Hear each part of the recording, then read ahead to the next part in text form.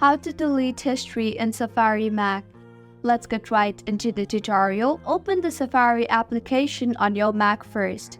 Once you have opened Safari, tap on the top left corner of the menu where it says Safari. You will see the option for Clear History. Tap on that. You will get a pop-up regarding clearing history will remove related cookies and other website data. However, if you are sure of clearing your history, firstly, tap on the Clear drop-down and select the time frame you want to delete the history from.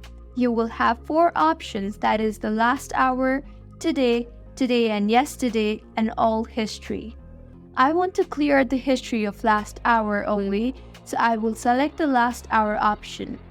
Now go ahead and tap on the Clear History option, and with this your history will be cleared. If you find this tutorial helpful, do subscribe to our channel. Thank you for staying with us until the end.